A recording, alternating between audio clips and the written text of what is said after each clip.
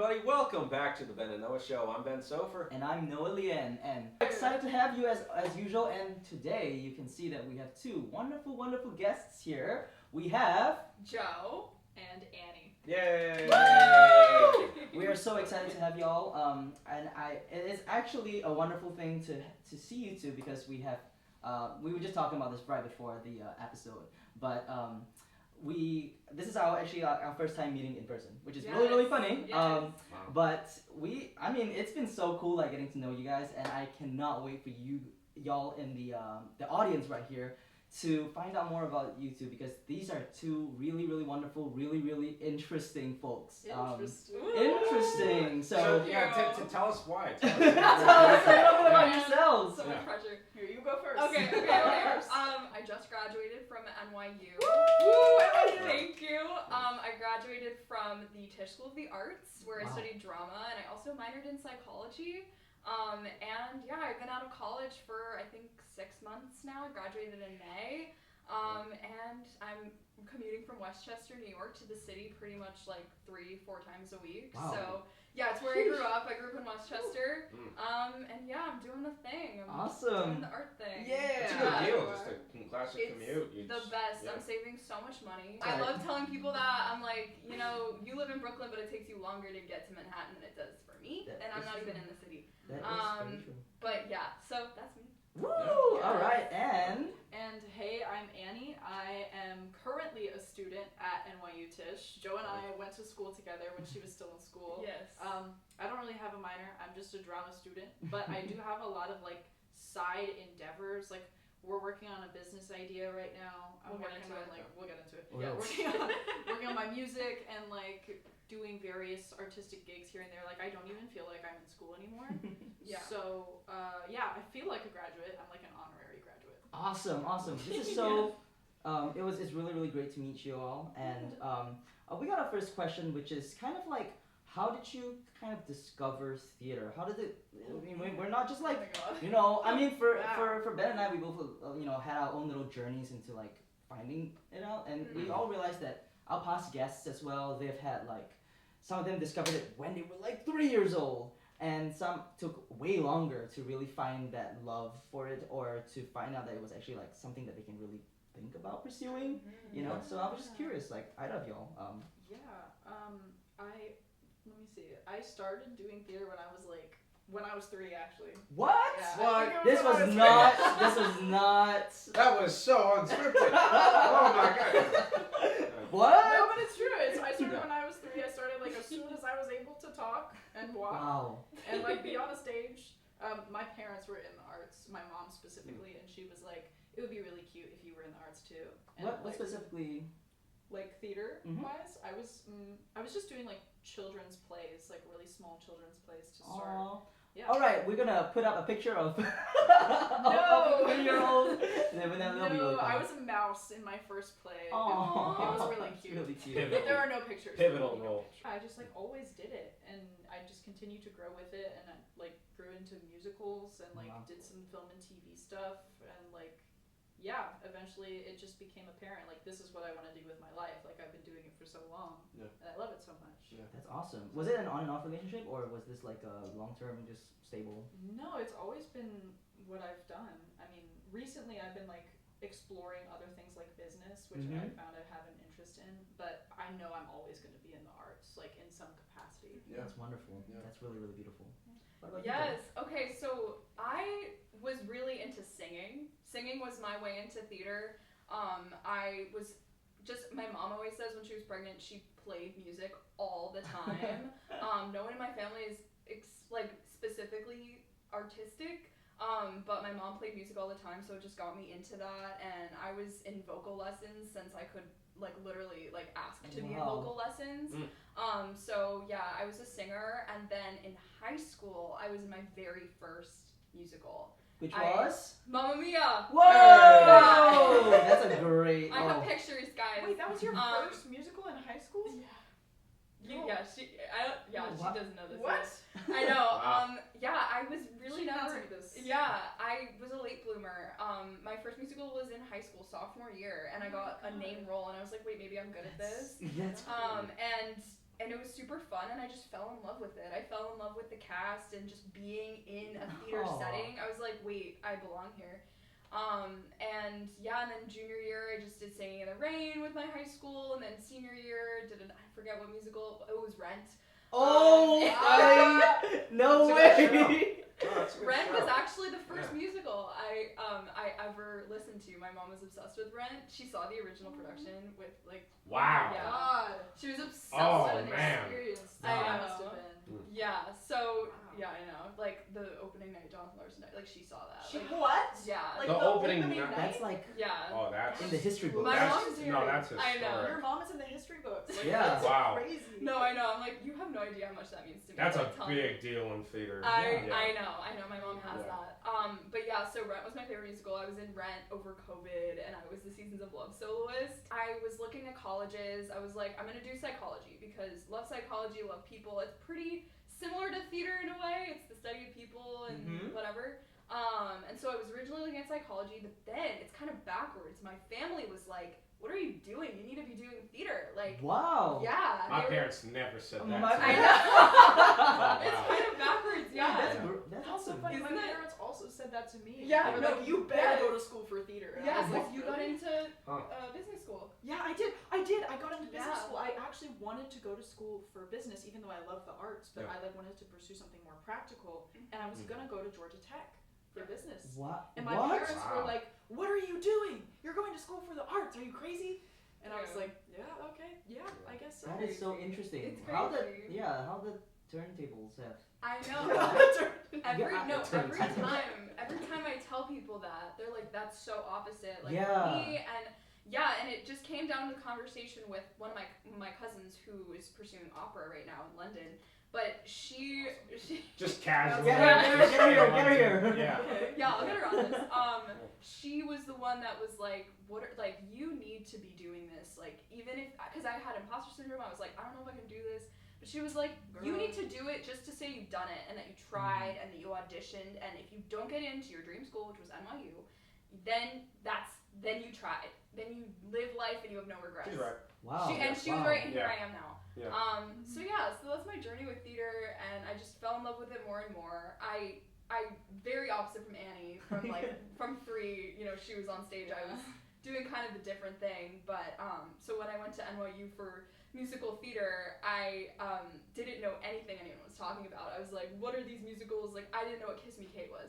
Like, it was like, yeah, I know. So it was a very different journey. Wow. Yeah. That is really, really cool. I love how there's so many, like, you guys both were artistic, like, you had artistic families, but it was just like such a cool, weird. Yeah. It's never a straight line. We It's had our never own straight line. journeys to like be in the same place. It's really Yeah. cool to hear about. Mhm. Yeah, I don't know this stuff about you. I What? know. This is What? crazy. We find out more things here in the Better Know Yes, show. we do. Yeah. But actually, I wanted to just like hop on that. Like, Yeah. so when you guys both came to NYU, Mhm. how was your experience like as being majoring in theater? So both theater, or is it one of you were you guys doing musical theater? We were in the Yeah. same Oh my studio. God. So the way NYU works is there's a ton of studios, drama studios. Mhm. Each studio is specific in the philosophies of acting that they have. Oh. We were in the musical theater studio called New Studio on Broadway, which Wow. is the only studio NYU offers for specifically musical theater Yeah. students. And you have to stay there for 2 years before you can Yeah. like transfer out. Like you're To a welcome to different transfer into another drama studio, but you have to stay in your primary training for 2 years. Interesting. Mm. So We freshman, both sophomore were year. transferring out. Yeah. Okay. Yeah, you have to stay for Okay. 2 years, and then you can leave and go to like a film and TV studio or a Shakespeare studio, or they now have the Innovation Studio, which is all about creating your own work with technology. And how many students are there in each studio? Oh man, I think there's like, well, I know Ours is freshman like the class- biggest. Yeah, we have the biggest. I think it's like 300 something. Whoa. Like per studio maybe. Oh. No, 60. No, like that's There's a per big, class. big difference. That's No, wait. No, that's per class because my freshman class had like 60 or 70. Yeah, But like in the whole studio, Oh, like all in the the- years. in the Oh, all the years, okay, yes. okay, I okay, think okay, it's okay, like yes. 300 kids, but yes, like Yes. 60 to start, like Yes. per Got you. Yes, Got you. yes. Wow. And so you said that both of you ended up. Well, how was your experience like doing the musical theater studio? T. No names. Cut. No names. We do have a rule. No, Yeah. no name. Oh, dropping never on the know. show. I will Unless never unless you name know drop. that they'll be okay. Yeah. Okay Yeah. with it. Okay, no names. Yeah. So our studio that we were first in, new studio on Broadway, I did not have the best experience there. I found that it was kind of like, have you guys seen Victorious? Mm-hmm. Yeah. Okay. No. No? What's You Victorious? need to watch Victorious. No way. I probably should. Yeah. I'm- That's What's like a Victorious? staple, a childhood staple. Oh, Victorious! Oh, I thought you said Victoria's. I was like, what is that, like an off-brand, like Victoria's It's Secret or different. something? Victorious. So No, you've yeah, seen yeah, on Victorious. Nickelodeon. Yeah, Yeah, of course. okay, Yeah, okay, no, okay. God, So yeah, both I'm of not, you not an idiot. No. Okay. Thank Okay. God. Yeah. Thank God. Yeah. Okay, so you've both seen Victorious. Mhm. Yeah. It's kind of like everyone in the studio, in new studio on Broadway, thinks that they're Tori, but they're actually Trina. Is how. Holy fuck. That's a great. Oh. That's a good- Yeah. You Good got it now, analogy. you see it. That's a good analogy. So that's like, Okay. in a nutshell, what my experience was, and I kind of just felt like on the side the whole time, because like I loved Gotcha. theater for different reasons, but it seemed like everyone was always like competing Got with it. each other. Yeah. for, Yeah. like, obscene reasons, and I was like, I just want to be here to like do theater and have fun. Mm. And so eventually, I just got tired of the environment, and I was like, I need to. Try 2 years something later, else. you I transferred out. and you went to. Strasbourg, which is where I met Joe. Ah. Method acting. Wait, so you guys were Method in, acting. you guys were in the same studio. I love method acting. You guys were in the same You studio, love what? but didn't meet Sorry. method acting. Okay. Okay, all right. Hey, Don't do drugs, kids. so you guys were in the same studio, but you guys were both doing. Oh, because you're 1 year apart. Is that why? Yeah, so then we you never met met studio? each other when we were in primary studio. Yeah. But we Gotcha. met each other in Strasbourg transfer track Yes. because anyone who Okay. transfers, doesn't matter what year you're in, you're all in the same cohort. Gotcha. Yeah. Okay, and then so you, Joe, you were in. So I was in we call it NSB for short. Mhm. So I was in NSB for 3 years. I can talk about my experience Yes. there. Freshman year was the hardest for sure because I had never really done theater stuff seriously. Mhm. It was just a wake up call.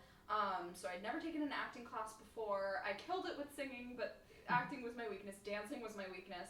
Dance class was probably hell for me. It was hell. I felt it's so hard. You're around everyone that's so good, and they all actually level us, like dancing wise. Oh. Yeah, that was another. So big thing, everyone was like would have a god complex if they were in the higher levels of dance, Oh my or God. a god complex if you were in the higher music theory class. Like it was just a lot of competition, and there was so much drama. I mean, come on, we're going to drama school, but there's gonna be drama. But it was like an unnecessary amount of drama, even for Yeah. drama school, which is Wow. crazy. I'm gonna speak on one experience we had to do. Both of us had to do this. Freshman year, we had to do something called an auto drama. Oh my God. And okay, this is within the first week that you start doing classes Uh-huh. in NSB. And it's, you're meeting your acting class and you meet your professor and they're like, okay, everyone, so next week we have an assignment due. It's called the auto drama. Basically, you're gonna need to do a 10-minute solo piece capturing significant moments that have happened in your life that have led you to this moment right now. Wow. Each moment needs to have a metaphor tied to it. Oh. So you can do lighting, you can do a painting, but it all needs to be by yourself in front of everyone in the class, capturing every single moment that you've had that is significant to your life. It can be one moment, it can be 7, it can be whatever you want. Yeah. We basically renamed it to be the auto trauma. Yep. Because it's basically trauma dumping on your entire Everyone acting was class. competing for like the highest Oh. level of trauma, That's and it just was like America's And Got people Talent. failed. People failed this assignment. I don't know how you fail Yeah. an assignment. yeah. That's about your life. But yeah. No, So yeah, there was that a lot of captures. There's a way, it's just dark. Wow. Yeah. It was Like you crazy. imagine you trauma dump Yeah. and then the professor just like, nah, that's We'll not see. good enough. That's Yeah, it's really not about bad. It wasn't Oh, real man. enough for us. Yeah, It just what's sounds the- like a recipe for Tell me about the disaster. metaphor about Yeah. your Yeah. trauma. Like it's Yeah. like a metaphor. Wow, I would. Okay. I would. That's like your first meeting with your cohort and your classmates. So Literally Oh. first week. yeah, It's first like week of school. one way to do an icebreaker, I guess. Huh? Yeah, it's Right. the Yeah. craziest Handshake. icebreaker.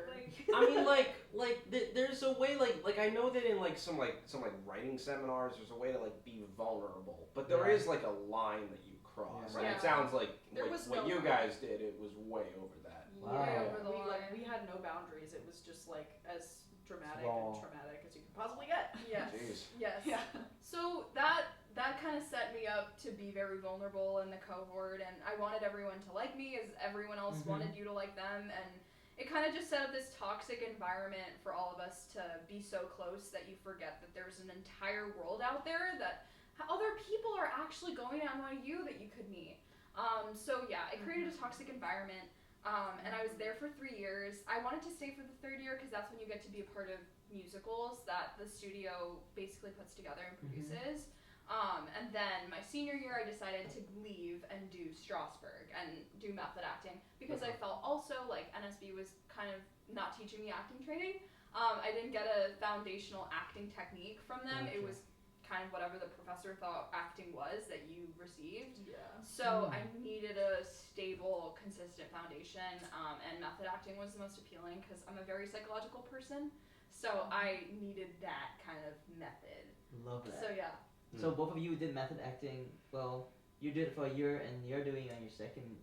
Yeah, I'm in my second year of it now. And how's that? It's awesome. Like, it was the saving grace I needed to like remind me what theater was all about. Like, we had such a nice cohort of people. Everyone was friendly. Everyone was down to earth. Like, we would all go out and get bagels and coffee for lunch. It was really cute. It was the best. It was a breath of fresh air, honestly, because you feel stuck in this bubble in NSB, but then you go out and you're like, oh my god, like, there's other people that go to this school and that are artists and that I can collaborate with. The world's so much bigger than our tiny little NSB cohort. Yeah. And Strasberg was just like so nice, and we learned so much more. I felt like I had a real structure in like my acting training and my artistry. So to recap our audience who might not know what method acting is, what is method acting? Oh, method acting. So it's kind of like using your memories from your personal life and your personal experiences to help guide you emotionally through a scene and build a character. Like, that's the tiniest little definition. That was great. That was really well said. Yeah, I mean, we have a whole relaxation technique where we're in a fold-out chair and you like lay and you basically relax your entire body for an hour or so, maybe an hour and a half. What? It's a lot. And then you do exercises where you're recounting like places you've been to in your life, people you've met. There's a whole exercise called personal object where it could be literally like a pen that you wrote with when you were 5, but it brings up a memory that you didn't even know was there, and you can bring that into a whole character or a whole scene relationship, and it transformed my relationship with theater. Like, truly did. I felt like an actor. I could never call myself an actor until I understood method acting. And I know that I sound like I'm a part of a cult, but you get it. Yeah, it's an insane experience just sitting there for like an hour and a half, like entering your memory vault. Yeah. And then if you stay there for long enough, like things start to become real. Like if you're drinking a cup of coffee, like an imaginary cup of coffee, sometimes you can like smell it. It's It's crazy. Wow. It's like hypnosis almost. Yeah, it's low key it is. Wow. Yeah. That is pretty fascinating. It was insane. Very cool, because I don't think we had that. I've always heard of method acting. I love the idea of method acting. Yeah. But we never really received, I don't think there was an avenue for us to receive training in method acting for this. And so that's a really interesting experience that y'all have. So I think that would be really cool to I've think tried about. it. You've tried it? I've tried Yeah. it. It's not for me. How's it? personally. Oh, okay. It's not for Yeah. everyone. I don't mean, think it's for there's probably like a certain way to go about method acting that it seems like you guys have had, and that's really good. But like for me, like if I go too far down that rabbit hole, I end up like becoming attached to the mask of that character. Oh, yeah. I can see how It's not for everybody. it might be also like if you're not sure how to do it properly, you can end up hurting It'd be yourself. very dangerous mentally because I mean I never went through that, but I think I might have been on the brink of that once. We were in Sweeney Todd together. Ooh, Wow. the demon barber. I forgot that happened. Yeah, I know she hasn't thought about that. Oh my god. Oh, she's revisiting that It was memory right literally, now. oh my god. It was literally like 6 months ago. But yeah, so we were in Sweeney Todd. I was the beggar woman, and I ended up using like method acting for that role, and it was crazy. It was a very tough role for me. I ended up diagnosing her with like dissociative identity disorder, like schizophrenia essentially. Wow. And I genuinely like I can't listen to the music anymore because Really? It like ruined it for you. doesn't ruin it for me, but it like brings back the character. I think it's really, really cool that like y'all have had this kind of experience, college experience, still same places, but also different relationships with it as well. Yeah. And both of you are still growing, still like gathering more information about acting and in the theater experience. And now we're at the cusp. You're at the cusp of graduating, and and you have just graduated. So like now, it's happening. It's starting. You know. And we just wanted to get a quick like check-in, like what's been going on. How has the experience? First of all, post-graduation, congratulations. Thank you. Thank you so much. And then like what have you been up to? How's life been and your relationship with theater? How's it evolved? You're like, it's been way better than I thought it would. I'm gonna start off by saying I say that to everyone. Especially her. I'm like, it's not scary. I promise. I think I was very nervous. I was very scared to graduate. I love school and I love structure. And I was just like, what is after this? Like, it just feels so mystified. But it was fine. I graduated. I was in a show at the Tank that did pretty well. And it was my first professional gig that I got paid for. And I met some really cool people in that show. When was this? This was literally the day after graduation. I performed. Like, we were rehearsing like the month like before graduating, and then and I met some amazing people. And then literally day after graduation as well, I got an audition for a Netflix movie that I found out from a casting director that I worked with at Strasbourg. And I ended up booking a small role on the Netflix movie that Adam Sandler is producing with his daughter. And so it's gonna come out sometime in the future? It's coming out in a year. Oh! So, I guess we can't use the title of it. It is out on deadlines release the title and the cast. So it's called Don't Say Good Luck. Don't Say Good Luck. And and I just created this relationship with the casting director. We text, like I love her. She's changed my life. She got me that role, and then also she's gotten me my agent. And she's introduced me to some really cool people. I was at the wrap party with her, and it was amazing, like meeting Adam Sandler and like all these really cool actors. And then after that, I was just like, what's next? Like, what's going on? I got another really cool audition for a Netflix show. Didn't go anywhere, but I got in front of a casting director's eyes. That's what's important. It was so important. I'm realizing that is just enough. And then Annie and I have been seeing each other more than ever. And honestly, so we're creating a business. Okay. Yeah. Whoa. Yeah, we are. Okay. It's a good idea. It's kind of cool. It's kind of cool. It's actually no big deal. no big deal. But no, we're just creating business. Name TBD. Yes. But it's a cool name. Very. It's aligned. It's pretty aligned with what you guys are doing, actually. Do you wanna explain? Am I giving the pitch? You're always the one that Okay. does this, so Okay. Get the business major. Yeah, the business. Okay. Yeah, she's good at this stuff. So, imagine that IMDb met LinkedIn. Ooh. And they came together and they raised your career. That's our little slogan That that we open with. Yeah. So essentially what we're creating is this entertainment industry hub for people of all different kinds, like from all different kinds of jobs, not just actors and filmmakers, but like also musicians and also artistic educators, like every niche that you can think of. Like this website will be the place for them to communicate with each other, reach out, because in our interviews that we've been conducting, we found that Instagram is like the primary source of communication for emerging to mid-level artists, and it's like, how do you find these people on Instagram? Like, you just can't. So there's like going to be a little search bar, like, I'm looking for a photographer or a director or an actor, and all of these people will come up. I love that. Yeah. And also options for like location and for I guess pay maybe and stuff like that. Exactly, yeah, like a awesome. huge job resource board. And other than the community, there's also going to be a massive library of resources. Like, we found that as actors, not a lot of our fellow actors, people our age, know about equity or know about like financial stability. How to get an agent. How to get an agent. Like all of this stuff. How to read a contract. Yeah. So many things that people have to ask other people, hey, do you know about this? Or hey, do you know this agent? What's your experience with them?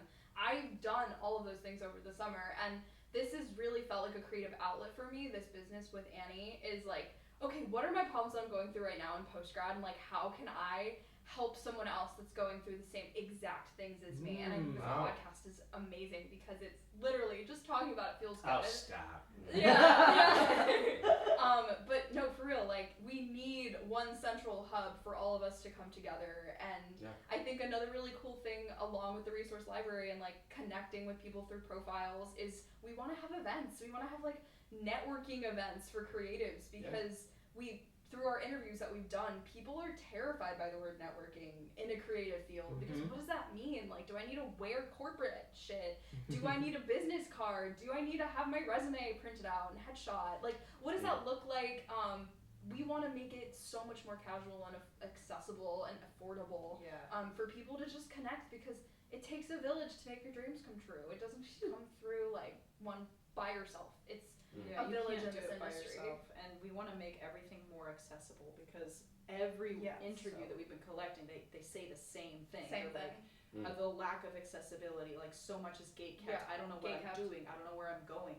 So we want to just make this massive thing for everyone to come to, and they have like the resources ready, they have their community there, they have events there, and later on we want to tack on a website building service because every creative needs their own like artistic portfolio online, and with like the monthly subscription to a website, they'll also get access to everything on the site. So it's not just like you're buying with Squarespace or Wix, but like when you buy with us, you also get access to everything else. And it's cheaper than all of those. It's cheaper than Backstage, for example. Everything is cheaper affordable than Wix. with It's us. affordable. Like that's one of the main things people say. It's not affordable. Like I just joined Equity, and it's so much effing money. Like to join a union, to get fair pay as an actor. Like it's ridiculous. Like or to even get like a shot at auditions, like to just get an. Oh my god! I was booking an appointment for an audition on this Wednesday, and you have to wait in a queue. You have to wait in a queue like you're getting concert tickets to get an audition appointment time. And I'm like, what? Like, people that are getting interviews at like corporate whatever, like they don't have to go through a queue to get an interview time. Like, it's just so unfair, and this has truly been like a creative outlet for me, like doing this with Annie and like making an impact eventually, like hopefully. That is so cool. And so this is still in its building stages. It's yes, very much, yes. And when did y'all come up with this? I've been thinking about this since my freshman year of college, when I discovered, I was like, well, I don't know if I can like do theater long term because the culture at NSB was just so negative. I was like, I need to learn something else. Like I need to invest my time into something else, and also building the artistic community that I would want to see.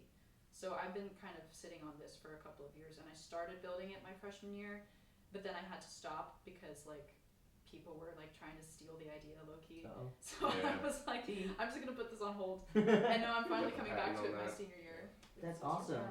And so at least for our audience, like the timeline that they can maybe expect, or if you have any idea of when realistically, maybe not this year, maybe, or we're aiming for a launch date in April. Yes. April 2026. It's right before summer. Yep. Right before summer, we'll have an entire event roster where people can look out for events that are happening in New York City to meet creatives. It's right around the time Annie will be graduated, and her entire class will be graduated, and along with other New York City schools, because we don't want to be just NYU centric. Like we want to get out there to all of you guys. We want to be accessible.